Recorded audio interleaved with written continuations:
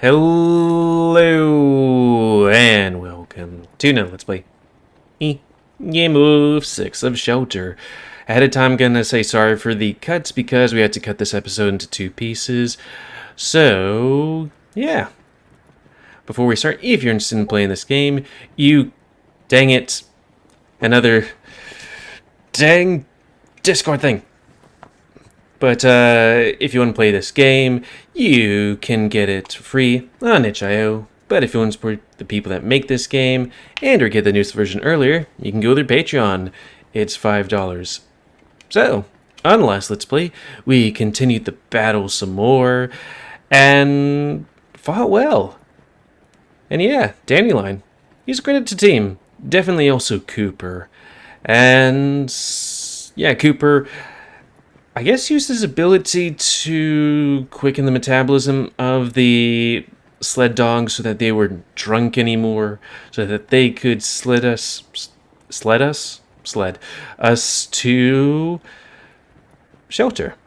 So yeah, sorry for this cut. Oh crap, we made it. I let out a loud pain sigh, still feeling the cloud's damage on my lungs and eyes. The ancients sure put a lot of thought and creativity into crafting their weapons to be as awful as possible. Look to the side, at the white fields below us. We're riding just at the edge of a cliff overlooking it. It's more rocky and snowy here, but the sleds are durable and the dogs know how to navigate it well.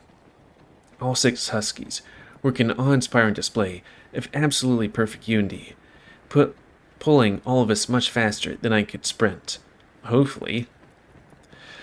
Those strong, energetic, cold-loving dogs are perfect for this type of job.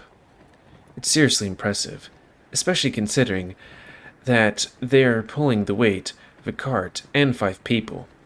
There's me, Dandelion, the 2 knotted drunk town guards, and Cooper.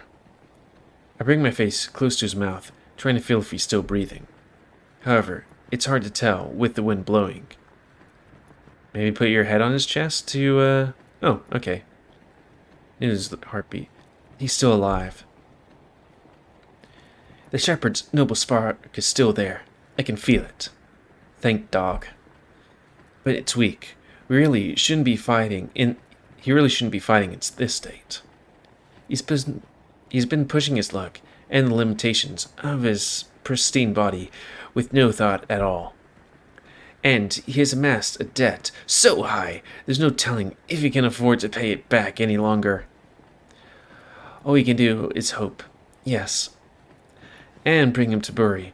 I'm sure he can do something. That is another hope, yes. My head feels funny. Dandelion shakes his head, as if forcing himself to regain focus. He must be tired. Huh. But that's no wonder. He must have gone through a lot together with Cooper. It's all my fault. No, it's not. You weren't the one who brought him outside. But I was the one who gave him his gear. What? How? I'm so sorry, human. I didn't know it would come to this. No, seriously. Tell me what happened. Please. I want to know. I promise I won't be angry. Dandelion whines. I just wait. I feel like he's going through enough stress already, and he doesn't need me shouting and forcing him to do something he isn't comfortable with. He's so honest to a fault. I believe he'll tell me if I only show enough patience. I was outside when darkness enshrouded shelter, and I was away from the main gathering sites because I get anxious in big packs. Yes. Well, to be honest, I get anxious in groups and even in one-on-one interactions with customers.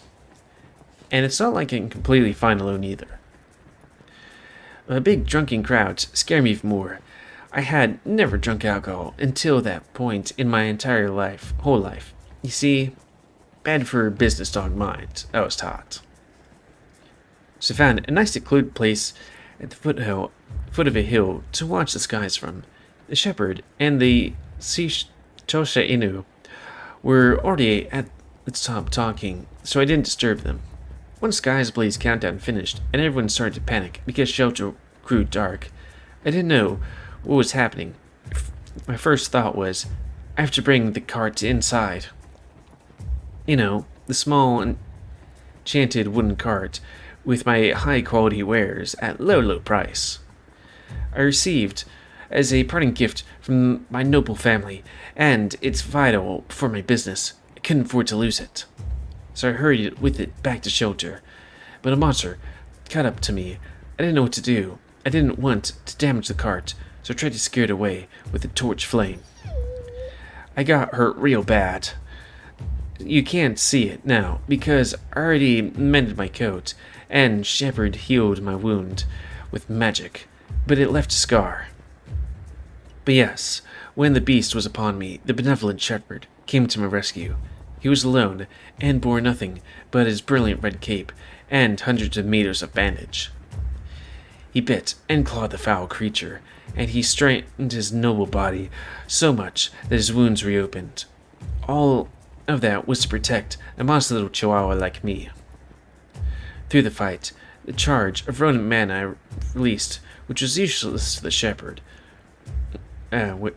charge of rodent mana was released, but not to me. I was personally trained by the rats in my youth, you see. I used the rodent kind's aggressive marketeering arts to assist in slaying the beast. Yeah, that was incredible, Dandelion. I didn't know rodent mana could be used that way. Oh, it's nothing. Oh, strong-smelling master of the ancient temple. Strong-smelling? That simply was the highest-grade rodent merchant's showcase wares that are too risky to put on display. I keep all those weapons in my holding seal, so I can call upon the powers of the rats to create a model of my ware of choice. It disintegrates back into dust soon after. But even without safety measures like that, it's still unwise to show it around frivolously. Oh, no. Not wise, and not safe at all.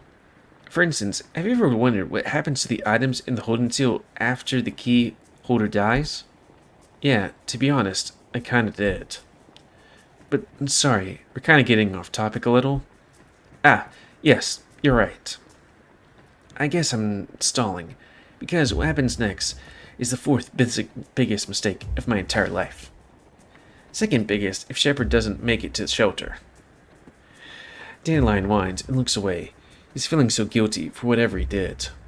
I appreciate the honesty and willingness to share all of this with me, despite the guilt and his progressing exhaustion. As time goes on, I notice him mumbling and stumbling upon his words even more than usual. And taking into consideration what he mentioned as a reason for staying away from the crowd, it makes a lot of sense to me. Now I'm the one feeling guilty for what I made him do during the battle. I need to learn for the rest of the story while he's still willing and able to talk. I'm sure it's not that bad. With all due respect, it is. You see, after the battle, I shared with the shepherd the means of artificially acquiring the power of the dragons so he could cure his wounds. The blue crystal mana potion? Not quite, but something with essentially the same effect, yes. But still, that wasn't enough. He wanted to procure some fighting gear too. He was angry with himself that he left his weapon and armor back in shelter. He wished to buy a mace from me, but suggested that I could do him one better. So I ran around the fields, sniffing out the sites of recent struggles, looking for a loose charge of rodent mana. That part was surprisingly easy, to be honest. For some reason, most canines have quite a hard time growing affinity with rodent mana. So we found one charge, and me and the shepherd howled for unity, and we guided him to summon his gear from inside shelter. You can do that too? Yes. It's hard to believe our little Dandelion can utilize that power in ways I wasn't aware of were even possible. But then again, Canine mana has a lot of different uses, in its pure form too.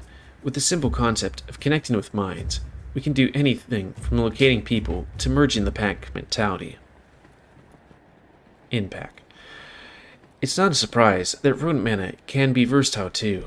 I simply had no opportunity to learn anything more elaborate than its well-known iconic use. Still, just like Dandelion said, canines generally aren't the most proficient with that power, and the rodents are probably the most secretive race in the world. When you really think about it, rodent mana isn't much different from canine. It's all about connection too, but instead of connecting with minds, it lets you dip into the very essence of the inanimate material world. Seeing it like that makes a lot of sense to me. It's surprising how hard it is for a lot of dogs to master the use of holding seal. Those two powers are fundamentally similar. But then again, maybe it appears like that only to me, because I wasn't inherently born with any of those as a building block for my whole spirit. It may not be as clear with the dogs. My reading ability is starting to suck. Either way, the knowledge the little chihuahua possesses is really special for someone who isn't one of the greens. Yes, you could definitely do that too, human. Absolutely. I saw how well you can use rodent mana already. 3 withdrawals in a single charge? Wow, that's truly masterful.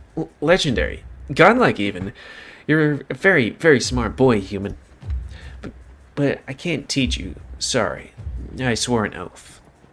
It's okay. I won't force you to teach me if you can't. I'll just use my pack mentality to learn. Anyways, just tell me more about what you did with Cooper.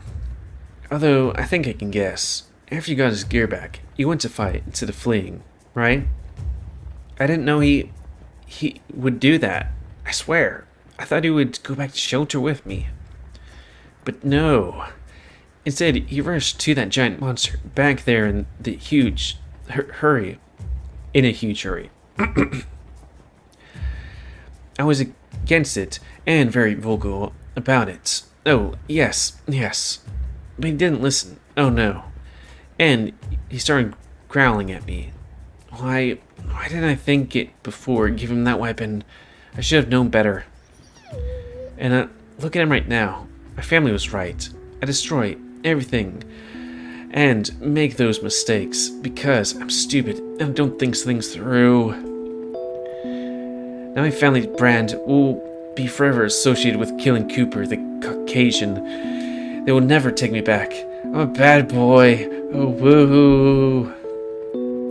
Dandelion whimpers and howls in grief. For how bizarre his logic is, I have no doubt he generally feels responsible. But that's not all the reason why he's mumbling like that.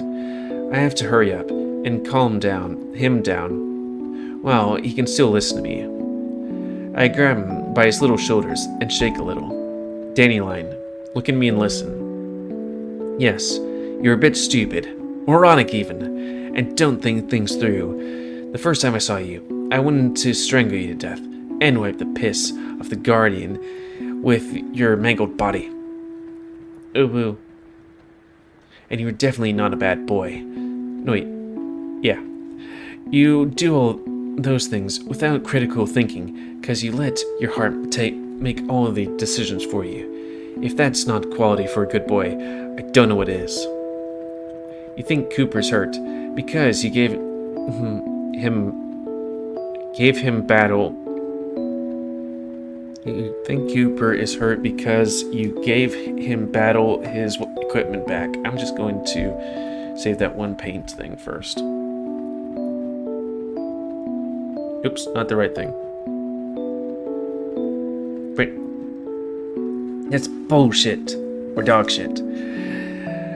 What do you think would happen if you didn't help him? Do you think he would go back to shelter? Wrong. He'd probably still go out there without any equipment at all, and die long before reaching the Huskies. You didn't contribute to Cooper's condition. You saved the lives of all the 9 dogs. Well, there were even more on the way. Well then, there you go. Stop beating yourself up over that. You did a hecking good boy job. You should feel proud. Dandelion doesn't reply. However, I feel his shoulders grow less tense. Okay? Okay. Good. Now rest, please. Everything is going to be fine from now on. I feel sick. Oh yeah, about that. The potion I made you drink. That's how alcohol tastes like. I'm really sorry. I didn't know you had never drunk before. Oh, right. 2007. He mumbles to himself for a moment before finally falling unconscious. It took him a while to get drunk. Sleep well, Dandelion. I hope you'll wake up feeling a little better. And hopefully not hungover. There's a bunch of loose rope on the sleds, and the road is bumpy, so I tie his light little body to one of the side rails, just like Cooper, and the two drunk town guards already are. Better safe than sorry. Poor boy, he's obviously trying his best. I was too rough to him. Too ungrateful. Cooper's awake.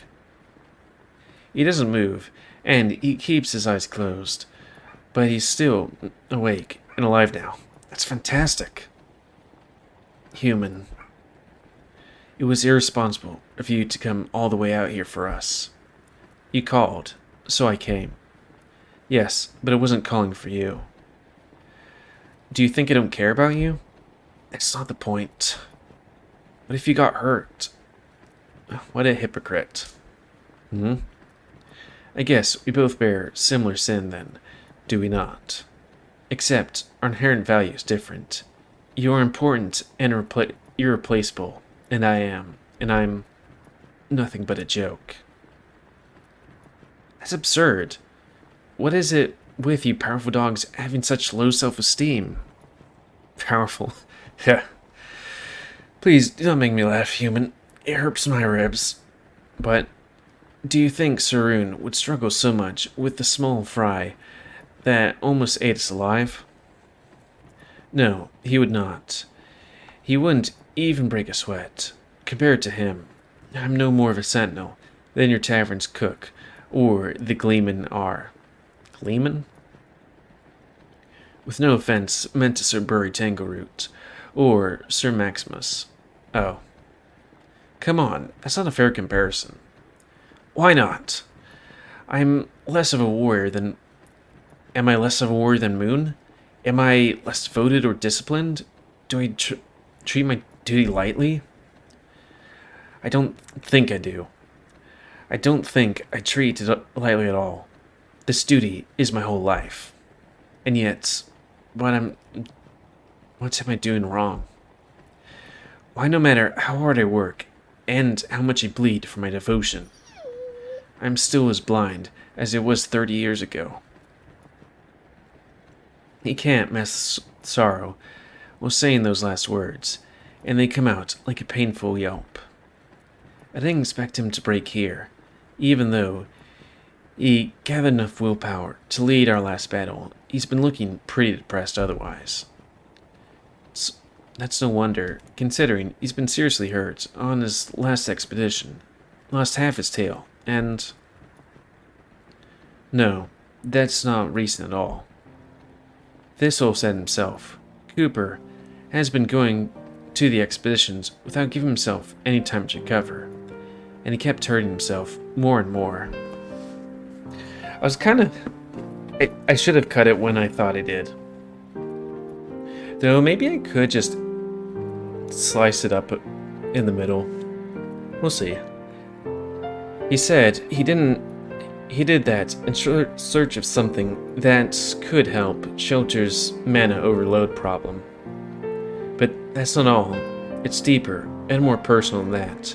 Cooper has been beating himself over his perceived powerlessness and being able to break his limits, Thistle said. His limits? Could it be? Cooper? You've never gone through a blaze, have you? He clenches his fists and stays quiet. Now, it makes a little more sense. The reason he used mana only in its base form and never cast an ember even in pinch. Oh, so he can't use the canine ultimate move. Even though I specifically told him I would give him any mana he needed. It's because he's never awakened one. For a veteran warrior as dedicated and proud as Cooper, that's surprising and shameful, is it not? I'm a shepherd. I'm supposed to be more than just a warrior. After all, I look out for and herd the lost souls back onto the path. And yet, I have witnessed both dogs and lambs reaching the pinnacle of their potential with that guidance. At the moment of their greatest need, I saw them reflecting on their life and proudly enforcing their will on the world. A blaze. A will's flames bursting at a crossroad of colliding fates. And the embers born from it, the crystallization of every second and every thought leading to that life-defining moment. I have witnessed that light more than once, and it was awe-inspiring each time. Yet, it was never my light. I'm not hungry for power, human, but you must surely understand me, do you not? After all, you are the same as me, the same as General Gunner. I have heard the stories. You are just like us, a shepherd and his herd. We walk into the darkest places for the sake of the lost ones, because that's what's right and just. And we pay for it with scars, on body and mind. We go through all this pain and bear with them until they hurt no more. And then we mistake their numbness for strength. A blaze is more than just rebirth and might. It's the answer to a lifelong question asked through those scars. It's the soul's deepest truth. I just want to know. Was my whole life a mistake?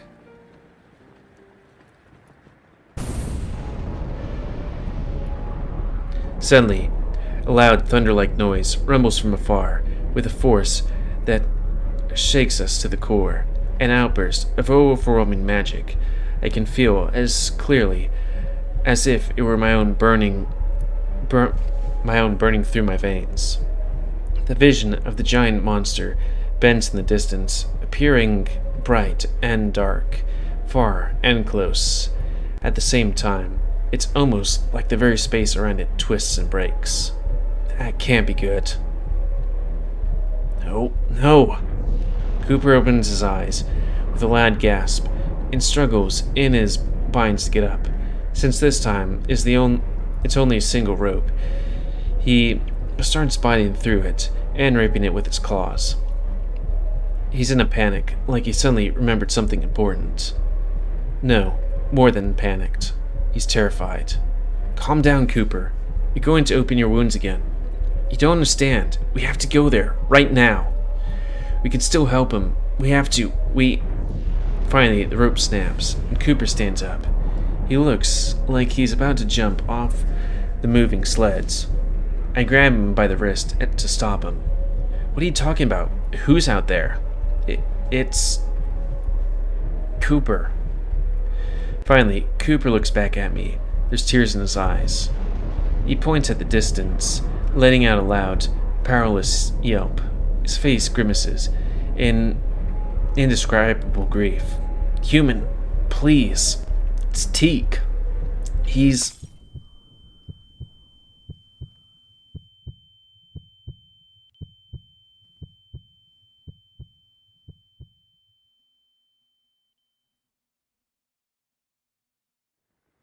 Cooper?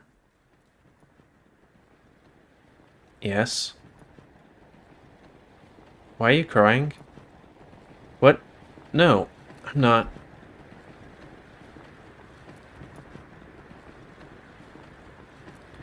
He instinctively raises his free hand to touch his face, confused about my comment.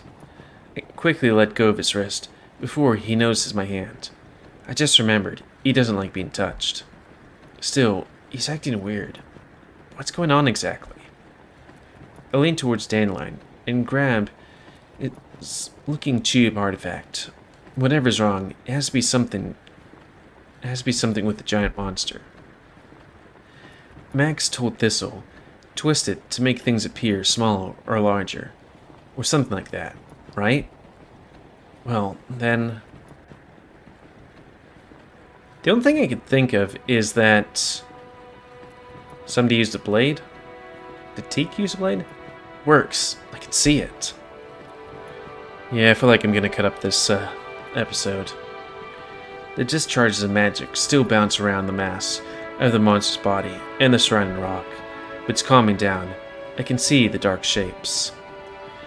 But they seem different from what it looked like before. The giant's body is mangled and even more chaotic, to a point it doesn't look functional anymore. It's also completely still, and the bright light spills out of its eye sockets into the naked snow below. It's dead. No. Even more than dead. I can see it starting to dry up and crumble, disintegrate into dust. I know this effect. I've seen it before. It's just like Burry's brothers. Somehow, the monster is being erased from the cycle. What the hell is going on? Wait, is that Alon? It is. Human? Wait a second. What the? Looks like he has a tear in his eye. Huh? No way. Alon? Who? It must be him, right? Black fur, black coat, the glint of a red eye. He stands there, with white dust swirling around him. He stands and he holds something wrapped in a cloth. It's that. I can't make out what it is. And he's saying something over and over. It's obviously too far for me to hear him, and I can't read his lips. Can't read lips. And somehow I can clear it tell.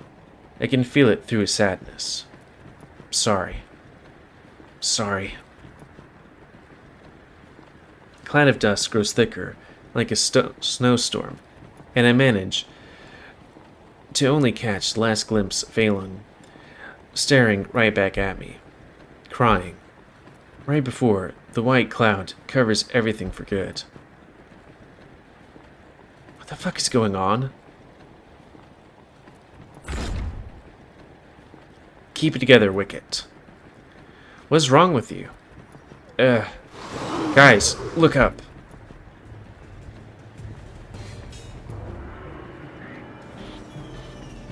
A monster. It jumps at us from the top of the hill. Crap. The Huskies speed up and turn to avoid it.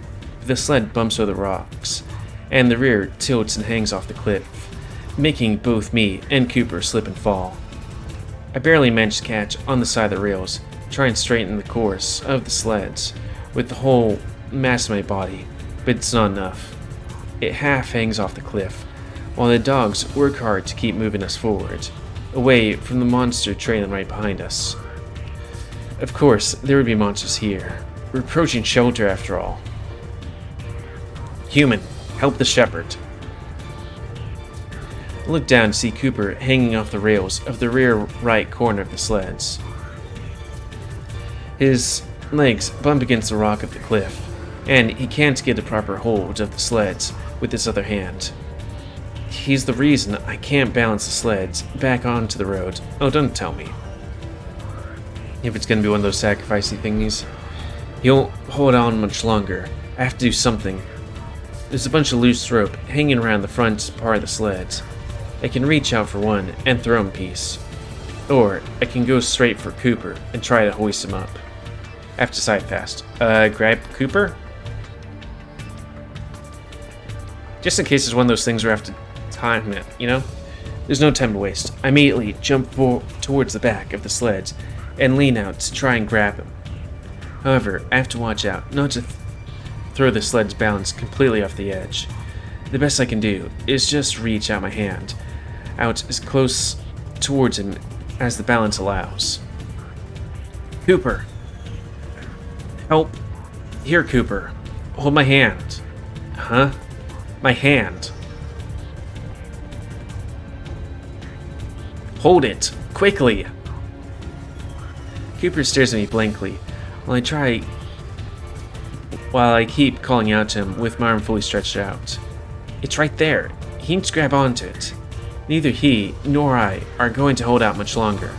Is he fainting? No.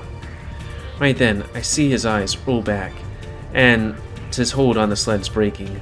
I leap forward to grab his wrist, pulling the whole sled with me. But of course he's too heavy, and he immediately slips on my grasp. I don't even have time to watch him fall, as my attention is first taken by the monster finally catching up to the huskies above me. Oof, I chose poorly! And a moment later, a different flying monster falls at me from out of the blue, crushing me against the wood, metal, and rock. The end. Rejection. Damn, it do be like that sometimes. Death by hand-holding. Huh. You just couldn't help yourself, could you? I mean, come on. You knew exactly how I would react, and you went for it anyway. I don't know, I was hoping you would... Were you curious, cruel, or horny, and wanted to get physical with him? Consequences be damned. And I always took you for an empathetic one. Honestly, I don't even know what everyone sees in him. Sure, he's big, fluffy, muscular, deep voice that makes you warm in your stomach. Quite frankly, Snow's the best of you lot. Mature, dedicated, kind, great at cooking, not too shabby at medicine, vast knowledge, great, a bore, and an inspiring leader, no trace of corruption of any kind. Yeah, he's perfect. Perfectly boring! Whoa!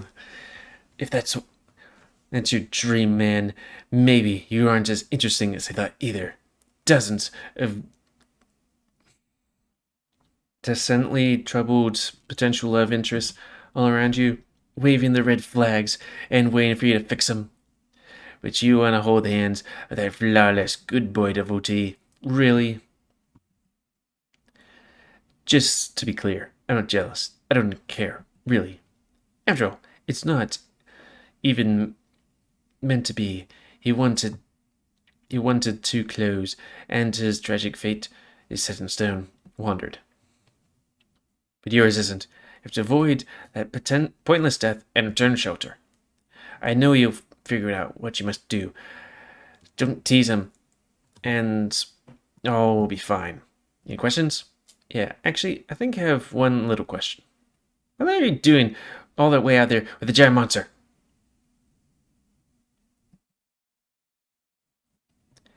I didn't walk away this time. It died. It didn't walk away this time. It died. Something changed, and I don't know what, but I know you had a part in that. Hello? Can you hear me? I'm breaking out. 1, 2, 1, 2. Yes, I can hear you. I'm right in front of you. Answer me. What happened out there? Oh, snap. It must be some kind of interference going on. I can't hear at all.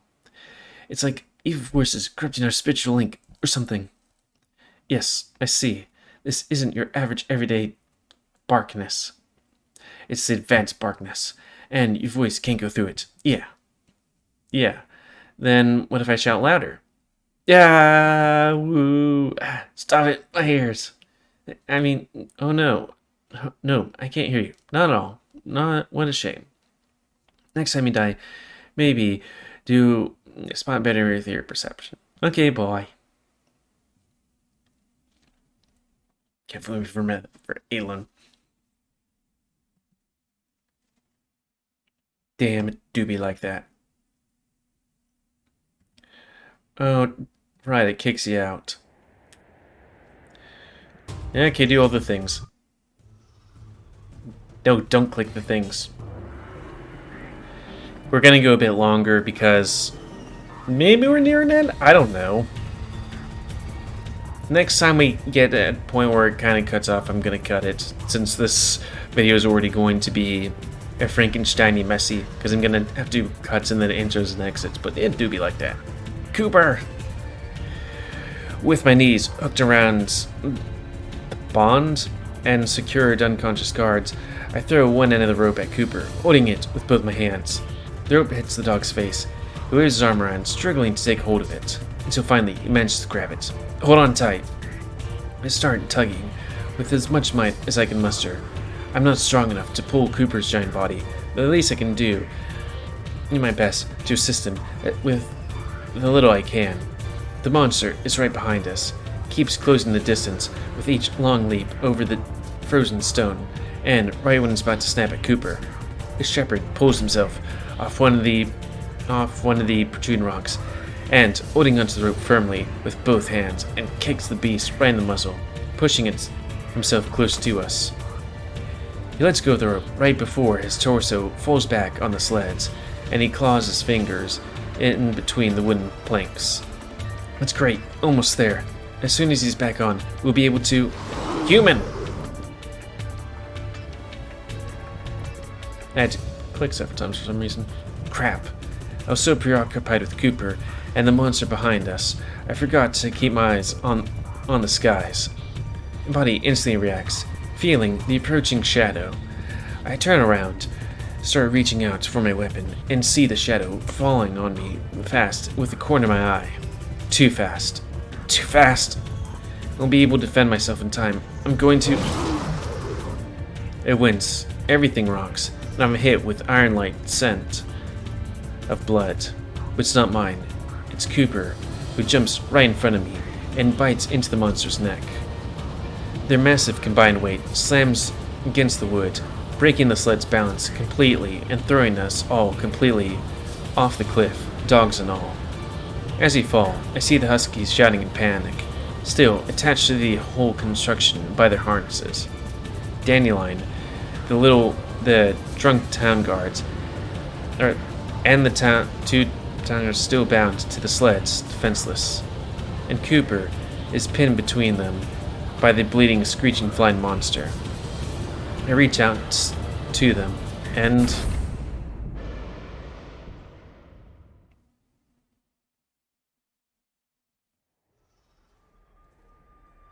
everything hurts. That's good. The moment I open my eyes, a loud commotion around me hits me. It's me with cold clarity. Get up. I wouldn't have been out for long.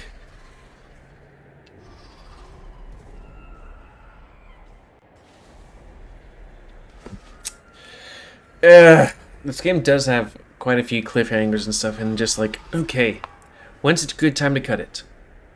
Bugger all knows. But I do... if we'll just cut it here, and if there's something shortly after this, then if the end is shortly after this, then just kind of have to be like, well, you do be like that sometimes, because it does. So anyways, that's going to be the end of this Let's Play. So comment, guys, like, comment, say what you like, dislike, tips, tricks, otherwise, if you like my YouTube and would like to see it grow, then please like, subscribe, and share the video to help it grow. And please remember to spay and neuter your animals to help control the pet population. And yeah, if you want to play this game, it's available for free on itch.io. But if you want to support the people that make this game and or get the newest version earlier, then you can go to Patreon and give them monies. $5. And until next time, I'll say me, GamerWolfSix of Shelter, a game like most visual novels, I have a problem figuring out when the end is going to be, because it can keep going, kind of like Echo. I thought the ending was coming for that game, so I did a whole bunch of things, and then it just kept on going for Leo's route. Oh, but that's not going to be for a while. Sorry, I do these things ahead of time, because I might go somewhere for months on end and not be able to do any of this. Yeah, Spain arrows, thanks to you.